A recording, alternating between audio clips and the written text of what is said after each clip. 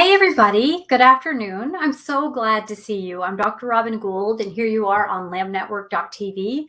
It's a place where you can go and find all of these programs. I am so glad that you're here today. I have a kind of interesting program today that I am excited to kind of go through. If you want to ever find me, I have a website, newcovenantpath.com. You can check me out there. And as I always say before every program, is to remember that the future begins now. Anything we learn now is what our future will become. And so whatever you've done, wherever you've been, whatever you've thought, there's always now. And now can be what you tell it to be, by the way that we behave, by the way that we allow ourselves to think, and by the trajectory of the righteousness that we really just want to be a part of on this planet. And so I really want to encourage you to be a part of all of the good things. So we're just going to get right into our meaty topic today. I'm not doing the portion today. I am wanting to speak today particularly, and this is for everybody to listen to, because it's, I think, information not just for young women, though if you're a young woman, I hope you're watching today. I want to talk about a few things about being a woman. And but if you're not a woman, please listen, because you might know a woman or need to advise a woman or have conversations with women about some of these things that I want to talk about. But I would like to really dig into a topic that is, I feel like it's addressed, but not as directly and specifically as I'm going to do in this program. And what I try to do in my program is I try to do things that other people aren't doing, because there's a lot of really good information and teaching and different things that are happening out there. And I don't need to, try to do that. It's already done. You can enjoy it and learn from that. And I have so many people I learn from. But I'm an attachment specialist, and I want to give you the attachment perspective on some of these things. And I want to cover things in a manner you're not used to, because I think sometimes when we see something from another angle, it can really help us form a much more complete picture. And so, I want to come at things from a little bit different side. So if you're a young woman, I really want you to sit back and take a breath. And I want to share some things with you to help you. Okay. Now, first, what I want to do is I want to set up this program by giving you a definition. And you probably know this definition, but for people that don't, I'm going to just kind of give you the foundation. Okay. The foundation from which I launch my discussion today is I want to talk about the straw man argument. And so this is a really clever, not as clever for all of us. A lot of people see through this, but the straw man argument is defined as a weak or imaginary opposition, which is set up to be easily confuted. Okay, now what they're saying is they take false opposites, and of course they're going to win their argument. Because when something isn't an opposite, it's very easy to bend the conversation and turn phrases in ways that confuse your listener if they're not aware that these are false opposites. It's very common that people do this. You see this a lot in politics. You see it all the time in socially engineered, like divisive movements and things like that. And so I would like to cover something today and kind of expose some false opposites. And let me just actually give you like a generic, this wouldn't be generic to people in the Messianic community, but like a false opposite that you're very familiar with is when people try to pit law against grace, like they're opposites of each other. When we know that the opposite of grace is not law, it's punishment. And the opposite of law is not grace, it's lawlessness. So when we're arguing law versus grace, you're not arguing opposites, okay? There, you can argue, is it better to be good or better to be bad? Rather than, is it better to be good than to be sad? Sad is not the opposite of good. It can be part of good, okay? So that's a false opposite. So that's a straw man argument. So you can make that argument and you can just confuse the listener, and you can distract them with points that aren't even relevant but make sense. So of course they're going to be like, yeah, I like a lot of the things they said. And you've convinced them really of nothing, but they form an opinion and they haven't really critically thought about it. So what I want to talk about is that behavior is always going to follow a belief. Okay, and we know this, right? Behavior is going to follow a belief. So sometimes when people are, let's take a bully. Oftentimes they believe that they have the right to be a bully, or that it's the right thing to do, or it's the only way they'll gain respect or be loved, right? So there's a lie they believe, because it's never okay to be a bully, okay? Though they might have a reason, even if it's a lie. But they're believing a lie. They're believing that they need to be the controller to be loved and to show worthiness, or have people under their thumb to feel like they're important, when really they're already important as a child of God, right? So that's something that we have to always remember. Now, the opposite of being oppressed, for example, isn't being angry. I was oppressed, but now I'm angry. Oppressed people are angry, you're saying. Okay, no. The opposite of oppressed is entitled. If people are behaving in a way that seems entitled, I'm entitled to do this, I am entitled to this, they do not feel oppressed. Does that make sense? Okay. And that would go in the reverse, right? So people who feel entitled aren't going to act in an oppressed way. They're not going to back off. They're not. Do you understand that? Okay.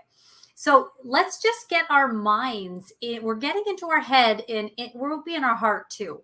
But we're going to get into our head to just kind of launch this thing that I want to share with you, which I think is a very prime example of why it's confusing to be a woman now. Now, it's not, everyone isn't confused about being a woman, but there are people that are coming of age and they are confused. Okay. And so I will say I raised two sons. I don't have daughters.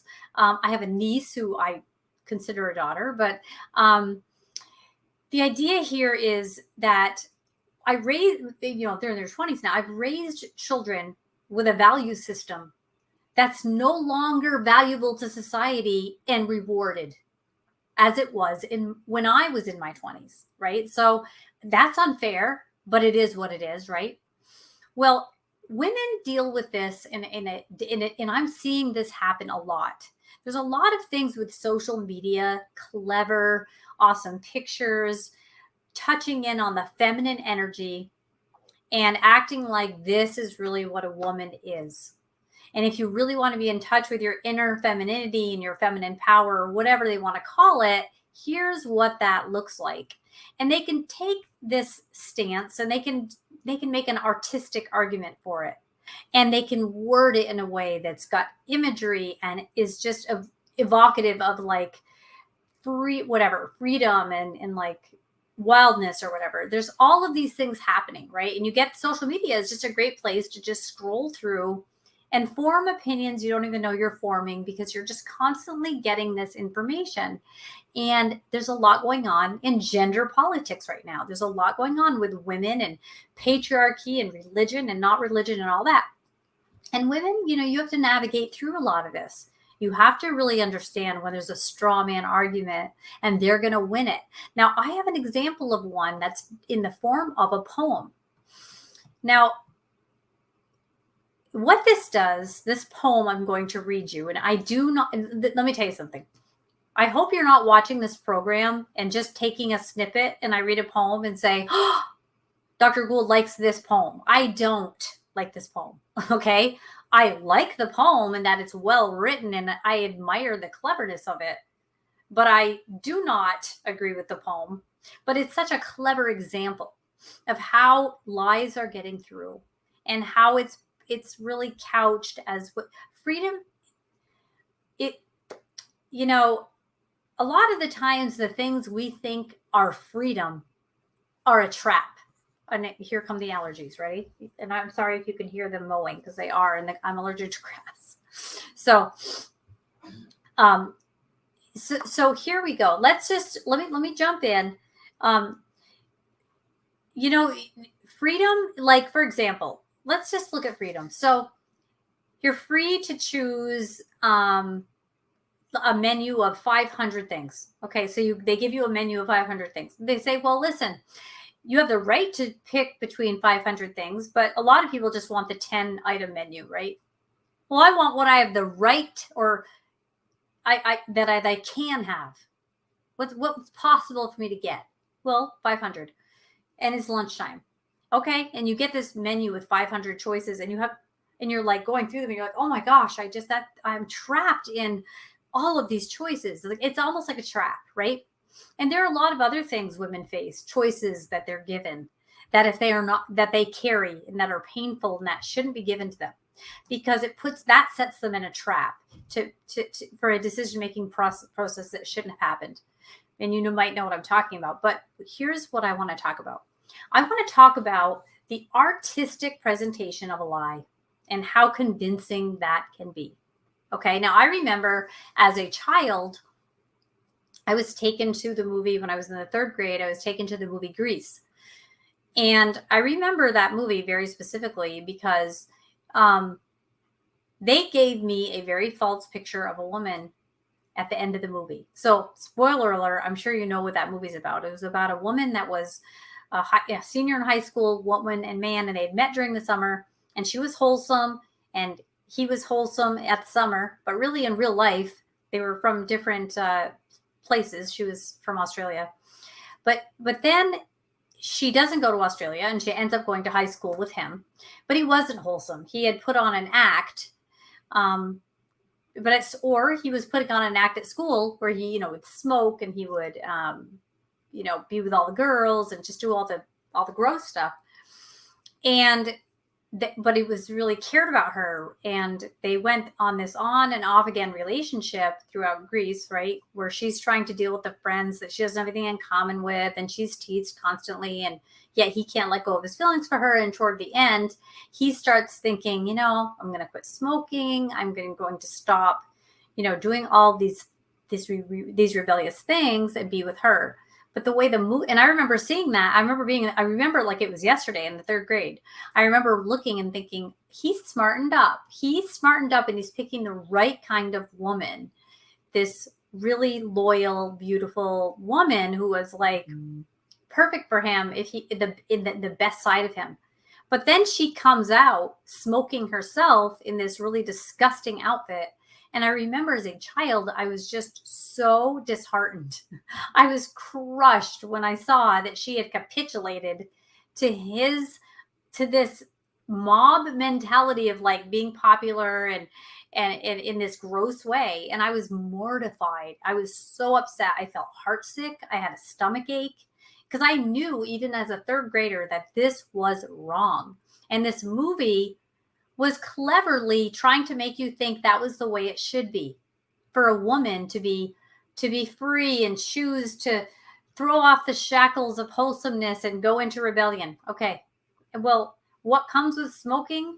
Bad health. Yes. You can just like Paul would quote, you can read this in one of my books. I'm trying to remember which one it was, but where he says, hey, all things are lawful. Well, not all things are good for you. He's saying, yeah, you think all things are lawful? Why would they be? Some things hurt you. Why would it be lawful to jump off a cliff? And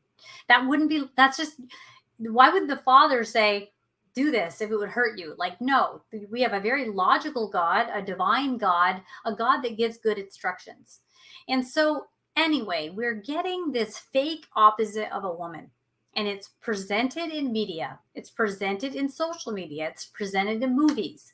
It's presented on television. And everybody, me, anyone who's been any length of time listening to my programs, I was not raised in a religious household.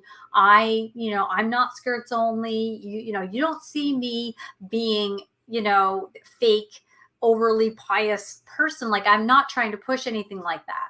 I like movies. I like shows. Maybe I like things people think would be way too permissive for them. Like, I understand different thresholds or whatever, but I am really not a strict person in some way, in ways maybe other people are strict. So just hear me out.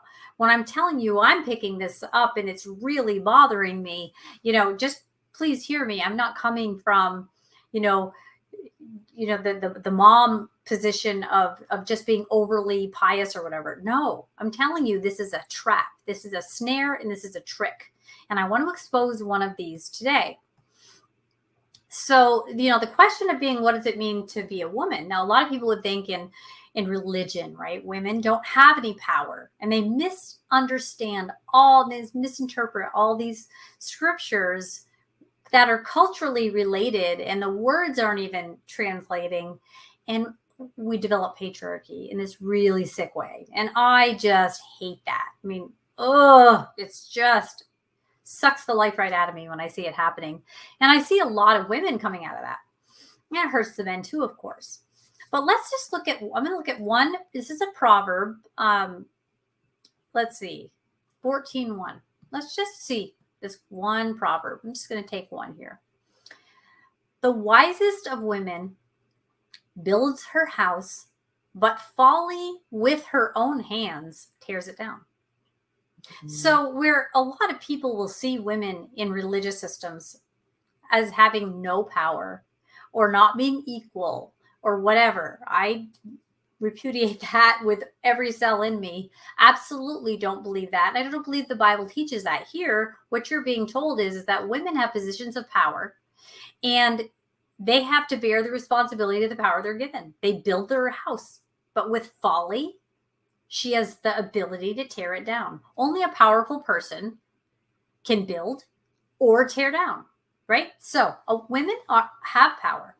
Women are not considered weak and powerless in the Bible. And that's a false argument made by misinterpreted scriptures by people who have antipathy toward God. Like it's a straw man argument.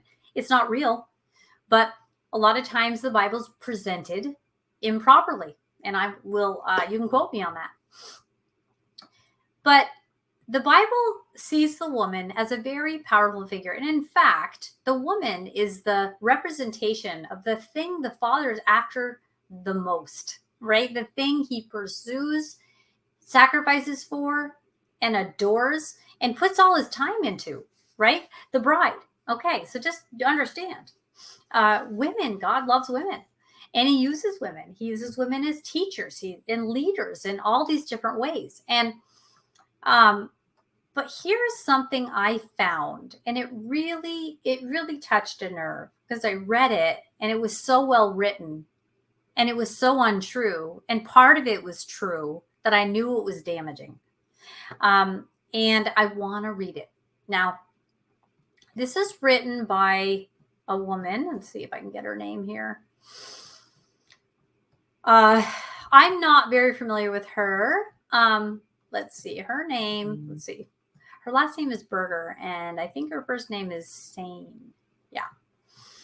But here's her poem that I do not think we should listen to or follow. Okay?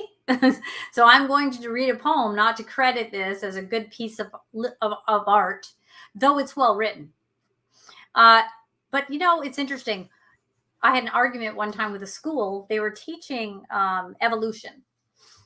They were teaching. It was a Christian school, and they were using textbooks that taught evolution as fact. And I went to the school to argue that they needed to change their textbooks because even if they weren't teaching that as a fact in their classrooms, if they're handing out a textbook and the child goes home and reads it, it's going to be convincing to the child. And I was arguing with the principal. It's like, I don't think this is right. This is a school my son went to. I said, I don't want my son to learn it as a fact. I want him to learn it as a theory, just like you would teach creation as a theory. Neither one of these things can be reproducible in a lab. So they're both to be taught as theories. But if you are handing out literature and information that's teaching evolution as a fact, this could confuse my son. Well, what was the answer I got from the principal? They said, well, the creation books, they're just not written as well, which first of all is not true. I dealt with Answers in Genesis, and a lot of their people were amazing to help me with showing me that these texts, they have beautiful textbooks. But he said they're not written well, and these books are written really well. I said, so what you're saying to me is you are providing my child with information you think is harmful but well written. Okay, he said, I might need to rethink this. And anyway, it just ended up really being an awkward conversation, but it was really an important thing that when you tell a lie well, and with a little truth mixed in, and with something artistic that touches in on some especially during a time when we feel kind of caged with what's going on. I'm gonna tell you something. Where women are shifting and understanding roles in certain ways, Bible believing women, they need to understand who a woman is, but they need to understand it not from a puritanical position of overt patriarchy, and they need to understand this is not it either. And I'm going to expose a little of this here. So, a little different show for you today, but let's start thinking with facts and critical thinking and not just feeling all the time. Now, an attachment perspective is, yes, feelings are a big part of our process through this earth, but we have to remember that we have got to think, okay? We have got to think factually. So here is the poem, and I don't agree with this poem. It starts like this. I can't stay, mother. I love you, but I wasn't born to please you. Okay, now I'm not arguing that line, right? Part of us is during the duration of our minority, yes, we are born to please our mother during that time. Our mother knows more than us. She's smarter. She will protect us, and she's going to tell us how to live, and we're going to obey our father and mother.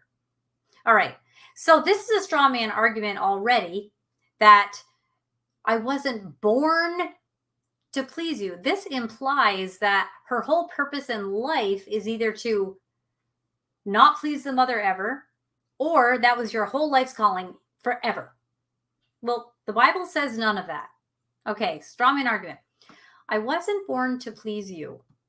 I wasn't born to make you happy or give your life meaning. Now, here's the thing. We are born, I personally believe, for many reasons.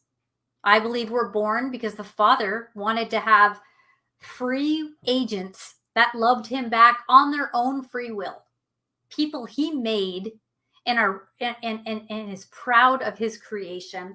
And he wants us to love and worship him and have a relationship with us and strive with us and work through life with us. Right? We're born for a lot of reasons. But we are born to make our parents happy on some level. We really are, because when you have a baby, that's a gift to each other, right? Your child is a gift to you, and you're a gift to your child, and you make each other happy. Now, what does that mean? I wasn't born to make you happy or give your life meaning. Well, that's a lie too. There's meaning I get from having sons that's very, very special to me. That doesn't mean they're only born to give me meaning, but part of why they were born was such a gift to me that it's upped the ante on meaning of life for me. And when I had my first child, I became a better person, to be a better role model. And really, you see life through your child's eyes, and you're like, wow, first person, I think this world's a rough place. The first place I have to look to improve is right here. The person cradling that child needs first humble yourself, improve, get better, move forward. Okay. So I wasn't born to make you happy or give your life meaning. Now listen to this. I wasn't born to rot under your wings like an unhatched egg. Okay. Now, does anybody want to rot under the wings of anything like an unhatched egg? Well, sure not. But obeying and respecting your mother doesn't mean that you are going to rot. It doesn't mean you're never going to hatch, and you aren't an egg. Okay. Now, I like the way she uses words there. Very clever, because she gives you imagery of, like, this whole idea of obeying your mother and father and being a woman means reject your mom, be your own woman. But women are to be together in community. That would include you and your mother. Now, I know people that have had very mean, cruel, abusive mothers. And I am so sorry if that's been your reality. And please don't take this as a blanket statement. There are people whose mothers have abused and harmed them, and they have to set a boundary and be distant from that mother. And then they have their own kids, and they go off and they create a better life than what they had. And I admire these women, and I'm not speaking to that. Okay. We're just talking about generalities here of what they're introducing. They're already saying that here's what I hear. Question the commandment that says honor your father and mother. That isn't even a part of what you should be thinking about. But they're saying it so clever, right? Just going to tell you. Now, I'm being hard on this poem because I really need to make my points here. Okay. One rogue hair always on this side. Do you ever notice every week? I just one hair, it's like my air conditioner is right there and it just blows it. Okay. All right. Then this is all about the ways that we detach from things. This is all about, you want to be a woman? Detach from everything. That's basically what is being said now. It goes on. It's repetitive. First it was, I can't stay mother. Now it's, I can't stay teacher. I wasn't born to be put into your boxes to think along your lines or to memorize your facts. I was born to think independently.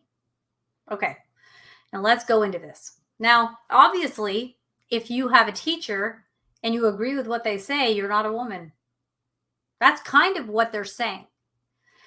But the way they're using the imagery of the boxes, I wasn't born to be put into your boxes. Now, when a teacher shares something like, let's say you go into AP1, right?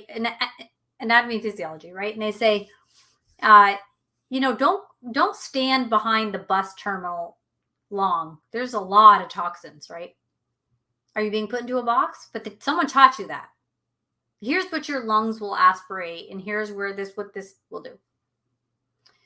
So I can't stay teacher. Like, hey, first I've abandoned my mother. Now I'm going to abandon my teacher. Because I wasn't born to be put in your boxes. Rather than what an actual good teacher will do and say, hey, let's just find your box. Oh, you're a good horseback rider? That might be your box.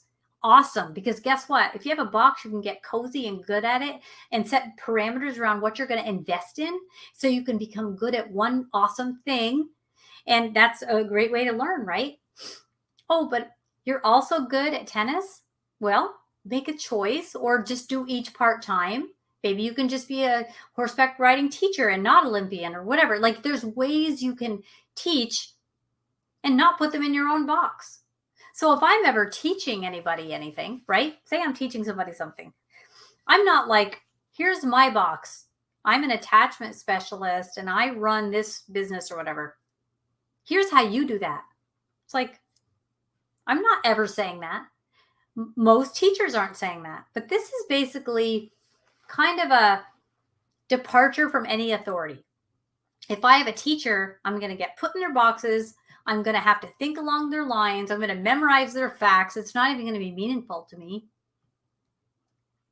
I was born to think independently. Well, I'm not saying that any of that's not true in context. Yes, we need to think for ourselves. We need to own our own faith and own our own questions and pray our own prayers. But also, we are also born to think interdependently and community minded. This is a real thing. We live in community and we need to honor that. So sometimes our thoughts we need to park our own opinions to go with the group. And have you ever done that before? Have you ever wanted to be first in line at the slushy thing, but you don't just cut everybody? But if you're an independent thinker, hey, okay, do you understand? There's community comes with rules that you're obeying all the time and you don't even realize it. Because you don't even think in a non-connected way of how harmony happens. Okay, I'm just warming you up here. Well, then she goes on because she's showing you what a woman's like. This is what a woman is like. I can't stay, my love. And here's what she says. I wasn't born to satisfy your needs, to take care of you, or hide in your arms. I wasn't born to do that. Okay, let's just tackle that. I wasn't born to satisfy your needs. Okay. But you know what? A woman might want her needs satisfied, but she's not born to satisfy a man's needs. And what's good for the goose is good for the gander if we're equal here? Can we think about that a little bit more logically? Sometimes we do need to satisfy the needs of our spouse that we made a commitment to walk through this planet together with. Yeah, sometimes my husband has the need and I satisfy it. And I will make him dinner, or I will, help him with the taxes or whatever we're doing. And I'm going to satisfy a need, and I'm not going to resent him for it, because that doesn't make me a woman because I refuse to satisfy a man's needs ever. That's really what this is. But I wasn't born to satisfy your needs. Well, we're born for many reasons. And part of this might be, if you get married, then you would be called upon at some times to satisfy someone else's needs. And they would be called upon at some times to satisfy yours. And sometimes never the two shall meet. I get that. Sometimes we can't meet other people's needs. We can just do the best we can, right? Sometimes people need to meet their own needs. Straw man argument here. No one's saying your whole entire minute of everything is always about everybody else's needs. You do have to take care of yourself. But this is all about being born and what your meaning is. And they're overstating this, or to hide in your arms. Now, sometimes when we have a partner or a parent or a friend or a group or a whatever, we do hide in their arms. And you know what? This woman does too. She wasn't born to spend her life hiding in other people's arms, but it is a part of a relationship that's connected and intimate.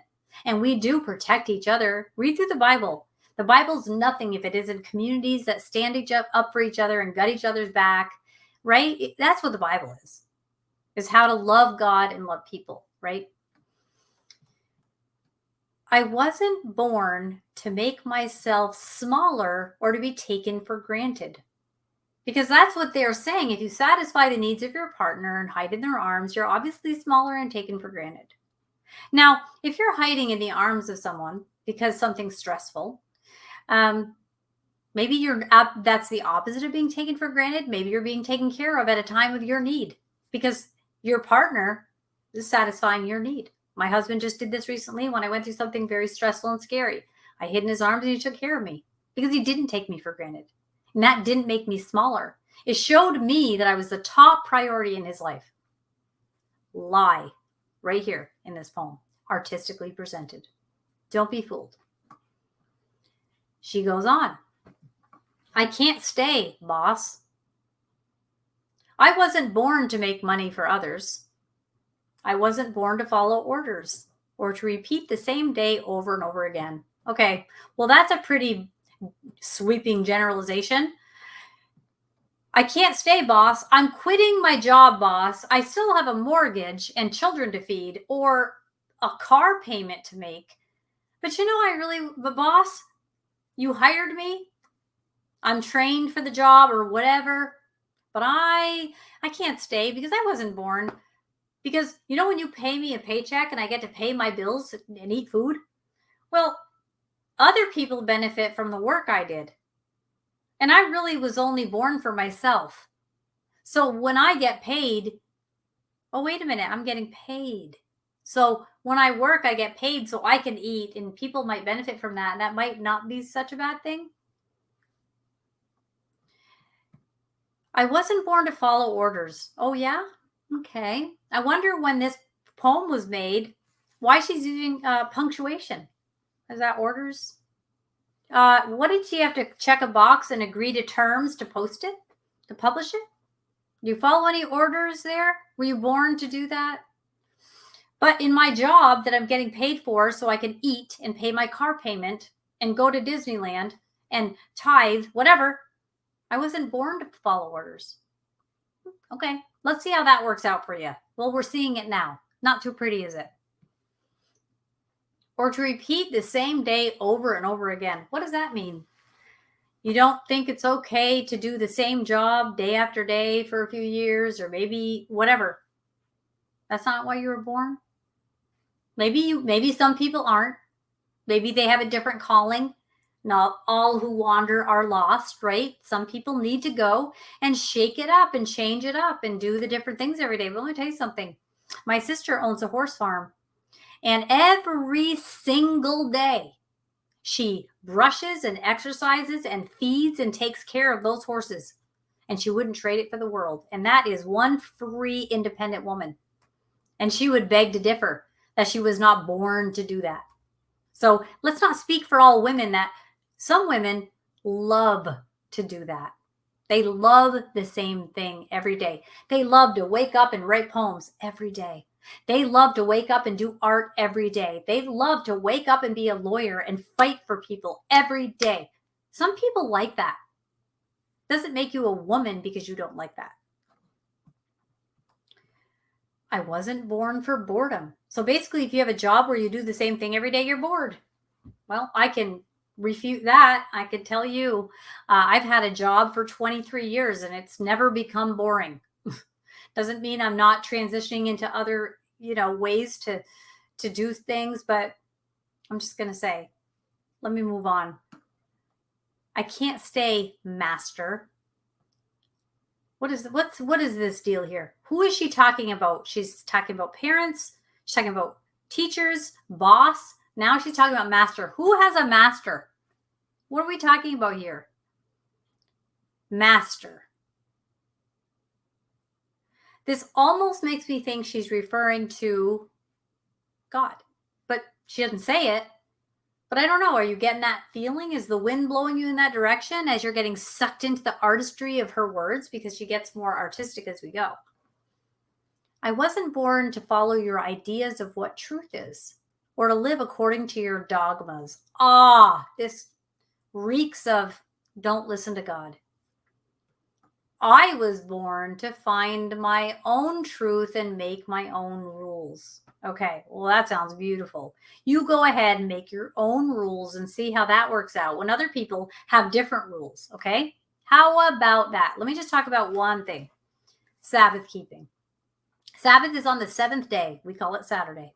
I remember one time, a long million times years ago, I went to a church and they believed that it was just whatever day you picked. So I was in a dance troupe. And how do you think that worked out for us when we couldn't even schedule a practice? We just couldn't even do it because the person who led the group did Sabbath on X day. There was 3 other dancers, including me. And while I was getting ready for Sabbath on Friday for a Saturday Shabbat, the other people were like, well, no, Sunday's my Sabbath. This person, Monday's my Sabbath. Wednesday, so I can't because I have to prepare on this day for that day. So your Sabbath is my prep day. I don't really have time. We could never do it. We had to actually figure this out. And it was like, wait, this is how communities are supposed to run? Where nobody is ever on the same page ever? So yeah, you want to find your own truth and make your own rules. Now, there is truth to what she's saying here a little bit. There's always a hint of truth to what she's saying when taken into context. Yes, you have to find your own truth in terms of, I read the Bible, it says to love people. What does that look like for me? The Bible gives me some specifics, but there's a lot of gray area and cultural differences. And I need to know how to like people in cars when there weren't cars in the Bible. I need to know how to be good to people when I'm doing this or doing that or doing this or doing that, even though culturally that's not relevant in the Bible. Okay. Make up your own rules. There's rules you can make up for sure that you have to say, okay, here's what I'm not going to do. I get cranky if I drink more than like a cup and a half of coffee. So if I have a board meeting at noon, I'm going to like 1 cup those days because then I might not be patient at the board meeting. Now, in the Bible, it nowhere says limit caffeine intake if you think you're going to not be a pleasant participant in group decision making. No, I made that rule up as I went. Well, why did I do that? For the benefit of the group and for the cause that I'm on the board for. Okay? That doesn't make me less of a woman that I'm capitulating to the needs of others so I can show up and be the best version of myself.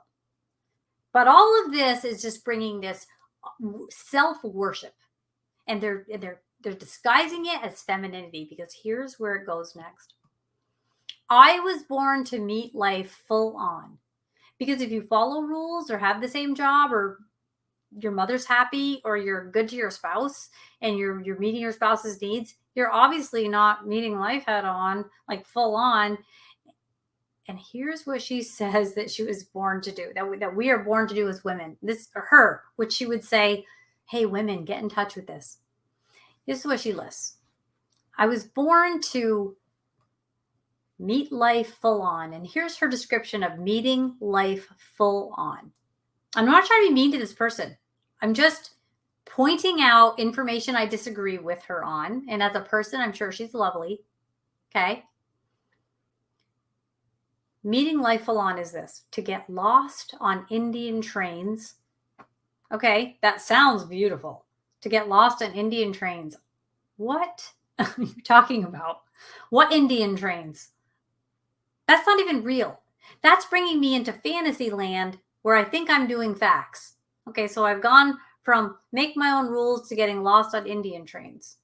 Okay, well, if you have gotten lost on an Indian train and came out a better person, please email me. I want to know all about it.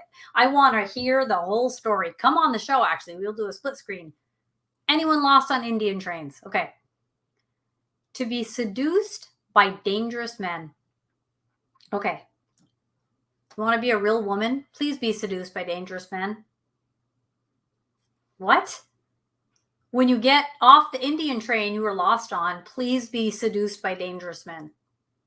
What does dangerous men mean? She might mean it as men with radical ideas. To be seduced by dangerous men. A young woman reading this, not really having a lot of wisdom. Maybe she wasn't raised to know not to get seduced by a dangerous man who could be carrying diseases and guns, and terrible fate could befall her, right? Your head could be in a dumpster. We have got a crazy world now, right? But to meet life full on and be a woman, once you're done with the Indian trains, you've got to be seduced by dangerous men. To meet different faces, places, and cultures. Well, that's awesome. I think that's great if you have the opportunity to meet different people, appreciate different places, travel, broaden your mind a little, and understand other cultures, and come back and understand yours better. Like, that's awesome, right? So to be out in the jungle all night. Have you ever been out in the jungle all night? Is that your way of meeting life full on? Well, for some people it is. For some people, that is their jam. They want to be adrenaline junkies. They are like, I'm going out into the jungle with a spider that big in my sleeping bag, and I'm crushing it. And I'm not saying people don't exist like that, but this extreme language is bringing us into this idea that, well, I wouldn't really do that. Let me see if there's anything on this list I would do. Right? Desensitizing you. Asking higher than you will accept for the house so you get what you want there in the middle. So to be out in the jungle all night, to run with wolves. Okay? You want to run with wolves? Have you ever run with wolves? I don't think that's really that. I would rather actually get lost on an Indian train, because to run with wolves, like, wolves will attack you, bite you. Where will you find these wolves to run with? Okay, it's artistic, I understand. But this is how we become a woman. We shun all the conventions and run with wolves after the trains and the, okay, all right. To be swept off my feet. I like that. I want to be swept off my feet. I love watching a movie, or hearing a poetry, or going and hearing somebody do music, or learning a Bible story that was really well told by a culturally relevant, awesome teacher. Like, this will sweep me off my feet, right? Faith can sweep you off your feet. Miracles, seeing things, seeing the Father operate in your life, that can sweep you off your feet, right? And you don't even have to hate your boss. How about that? To be taken by storm. Okay, to be swept off my feet, to be taken by storm. If I want to meet life head on, I don't want to be seduced by someone dangerous and to be taken by storm. I want to be intentional in my decisions, swept off my feet because I've said, wow, this is amazing and it's a breath of fresh air in my life. But to be taken by storm, that means to be overpowered. We just talked about the Proverbs woman who builds her house. And if she's wise, she won't tear it down. Now, here's the list. To be heartbroken, inevitable. It's going to happen to the best of us. Devastated, yeah, it's going to happen to the best of us. But here's what she's doing. She's romanticizing that and parlaying that into some sort of feminine trajectory. This will happen to you. Please don't go seek it. To be stunned, shocked, lost. Now, absolutely, these things happen to us, happen to me. I've been all of those things. I don't like it. It was not fun. It was still a valuable experience. I've learned, become a better person through these things. And yes, we do live life and take risks, and these things will happen to us. She says to be thrown into the deep. She says, I was born to get my hands dirty, to get sand in my mouth. Now, I love that. I think that's true. I think we are far too sterile in our views in religion in many ways, and in some ways far too permissive. It depends on that spectrum and who you're listening to there. Yeah, we've got to get sand in our mouth. We've got to get our hands in there, and we have got to live, and we have got to be relatable but not to the point that we're compromising our morals, right? There's a weightier matter. Yeah. Mud on my clothes, thorns under my feet. I was born to jump into the abyss. Okay. You are going to face the abyss. I'm not one to want to jump into that. Are you? Okay. If you are, maybe that's resonating with you, but define the abyss. I was born to meet aliens. What kind of aliens is that? I don't believe in aliens, though I don't want to be abducted by them. But okay, don't know where that's going. To do rituals. Now, I will agree that we were born to do rituals. I believe that because we have the temple service and all of the different things that are cohesive attachment mechanisms of behavior that we engage in. And I think that we are born to do rituals. To be cracked open in ceremony. Now that's an interesting line. It's a nice use of words there. I love that whole idea of cracked open in ceremony, meaning that would be intentional. I don't like the feeling I get about that, about cracked open. That just makes me think of maybe something unsavory of a religion that I don't agree with, maybe with a little g God. At the same time, ceremony and emotion, I've been through things where we've worked together, women helping vulnerable women, and in ceremony, we've kind of been able to crack that shell and get into some things that we need to address in ourselves to be the best. And to undercut those lies we've believed about ourselves. Yes, I do believe that. But interesting, the way this is worded, on the heels of to be seduced by dangerous men, to be cracked open in ceremony. You see, this is all in one poem. It's sounding much longer than it is because I'm commenting as we go. But let's go on. To go beyond time and space, I like that. To welcome magic. So I'm not going to be on board with magic in the form of sorcery, though I think fun illusions where you pull the bouquet of flowers from your sleeve or whatever. That's kind of fun. Okay. Obviously intentionally elusive stuff and illusion in entertainment. Like, that doesn't bother me at a kid's birthday party. I know that would bother some people, and no offense if that doesn't bother you, or if it does. Like, I think that's a disputable matter. But anything to do with wizardry or sorcery, I'm not a Harry Potter girl at all. So I don't really like anything like that. But this would, to me, suggest more of that Harry Potter thing. Anyway, to totally lose myself. So she thinks to be a woman, you have to totally lose yourself. Now, I would say, and you've heard me on this program many, many times, we need to find ourselves as our original selves, as made in the image of God, without the false selves. if she's saying that, lose all the false selves to find that original good human being the Father made good, right? And without all the false stuff. Yeah, I'd agree with that. But that's not the way I'm hearing this. I was born to feel everything. Well, that's true. I believe we were born to have a range of experiences that's much broader than we think we should be having. Personally, I do agree with her there. To taste everything. The bitter taste of sorrow, the foul taste of deceit. Now, and she says, the sweet taste of love. Yeah, we are. And I like the way she kind of talks about tasting, because sorrow does have a taste. And deceit does leave a bad taste in your mouth. And I like how she kind of pulls this imagery in, the sweet taste of love, right? And I think that's really, really true. I was born to learn how to handle change gracefully.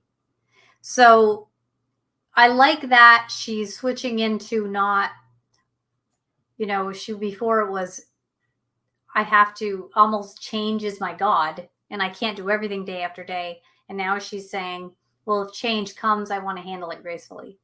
Because you're handling change, right? That would be something that would be happening. I was born to know the truth. Yes, I do agree with that. So she's bookending this with who she's leaving, and then she's ending this where it might leave a better taste in your mouth if at the end. I was born to know truth, to learn how to fly. That's just a generic, poetic expression you read everywhere. I won't even comment on that much. It's just a transitional phrase to keep my energy up as I read the poem, I think. I was born to learn how to speak the language of love. Agree with that. How to unchain my heart. Yep. How to shed everything. How to let go of all expectations. Yeah, I think there's a lot of truth there. I was born to learn how it feels to lose everything. Yeah. Except what really matters. I was born to live a life that would strip away everything that wasn't real, that wasn't true, that wasn't me. I am a phoenix. I am born to spread my wings and fly toward the sun, to burn up and turn to ashes, to fall to the earth and rise up again. When I'm old, I'll be proud of my scars, my wrinkles, my memories, my stories, my wisdom, my freedom. I was born to be free, and therefore I can't stay. Okay, now in the end, if she's old, when she's proud of her scars, her wrinkles, her memories, her stories, if you've got all the wisdom and freedom, you might not have wanted to get seduced by the dangerous men and end up dead. You might want to not be so permissive with your judgments about what a job should be. Let go of expectations there. Suggesting you're old means you still lived, so you probably didn't run with wolves and get lost on Indian trains. Okay. Do you see what I'm saying? The idea of this poem and why I felt like it was important to talk about today as we're talking about what a woman is that the media is programming us to think only artistically about women, because first world problems, right? First world problems. We're not worried about like, there's a chicken, I need to kill it so I can have dinner. We're like, hey, who am I really? They didn't have time for that when this Eastern document was compiled. Now, that was not their big thing. Though now we have Musar, we have all of these ways to explore the different elements of humanity and the different elements of compassion and the different ways that we manifest our belief in our faith, right? For sure, yeah. But I think this poem, it just hits me the wrong way, where I feel like it's suggesting to women they need to be rebellious. They need to not be joined in marriage. They need to not be in community. They have to do risky things that sound promiscuous, right? Well, welcome to the regular first world where women have time for even thinking about those things. And I don't think that was the case in the Bible. I really believe that there's just been so much gender misinformation from the Bible that it has just jaded and colored the atmosphere. But I think if we start thinking critically and we can, ignore this sort of art, I think it is artistic. I think it was well written. It's just like I said, they can write, McGraw-Hill can write a great book on evolution. It can be really, really convincing and not even true and not even factual, as they found in these books. They can get these books and you can read them and you can convince kids that don't, in the 6th grade, that don't know, like, that's circular reasoning. If the fossils age the rocks, then the rocks age the fossils, then how are we aging this? Like, there's all kinds of ways that we can trick kids and trick young people who are feeling caged or stressed or wondering what it's like. Now, you read a great poem like this, and it's a great poem. I don't agree with what it says. It's a great poem, though, which is worse. Like I said, that's the principal saying. So you put in my child's hands well convincing information that you felt he shouldn't believe. I mean, that just doesn't make sense to me. And you're not willing to replace these books. And I had found a way for the school to replace the books. I actually had found at wholesale cost these gorgeous books that they could have replaced their science books with. That still taught the theory of evolution and gave ideas why it was flawed scientifically, and why creation is a theory, because it can't be proven in a lab. And so for sure, it was like, I felt like it was an unbiased way to teach information. I always feel that that's how that looks, but that was not met with, they didn't want to admit that one parent could come in and challenge, years and years and years of these were horrible textbooks. They were old and written and ripped and stupid, and they just didn't even want to. They're like, they're not bad enough to replace yet. I'm like, yeah, that's just, I totally didn't respect that position. And my kids are just a little too smart for that. So we didn't even end up continuing on with that school. But I hope this helped you today, because I am honestly just really wanting women to, young women coming of age, to just get out of the media curated image they want you to make of yourself and this stupid stuff that's well written, and understand that the biblical principles of connection, loyalty, advocacy, safety, wisdom, obeying your parents, these are good things. This is what's going to make you get to that old age with wisdom and scars and being proud and be able to handle the abyss you get thrown into at certain times, or whatever, being devastated and stunned. You have a place to fall back, right? We have our faith, and part of the way that the Father, I believe, cradles us is through community. So yeah, just kind of trying to get a little bit more of our wisdom. I don't think the chat is on today. Nope, it's not. Oh, maybe it is. Is the chat on? I hope that author isn't like, Shalom. Yep. Yep. There's just definitely not everybody that likes that poem. They'll right along with me. I think that I'm not alone in my belief there. So finding these ways that we can empower young women to understand the godly principles of the Bible doesn't make them not a woman, even though modern society says, the Bible's outdated. It makes you powerless. It pulls you into, weakness and subservience, when that's not at all what it does. Prayer and connectedness and having a happy marriage where you provide for your spouse, like that, those are good quality things. And I want you to just really think on that and pray on that, and really understand that there's a lot of things out there to trick you and to tell you what it means to be a woman. And it will probably be the antithesis of what the Bible teaches, but it will be done cleverly. And I certainly don't go to that person's channel that wrote the poem. I don't really even know anything about her channel. And I would call her a false guide for sure. But I mean, in terms of just that she really believes this is what a woman is. So in her mind, this is her path. But I don't believe that that's the path that the Bible illuminates for us as women. And we have to understand about art, right? Art can be very tricky. And we have to be careful with art. We have to be careful with clever stuff that evokes emotion. And that's really, really important. So anyway, I was glad you're here today. Thankful for the time that we had together. And I will see you next week. And remember, until then, the future begins now. Bye.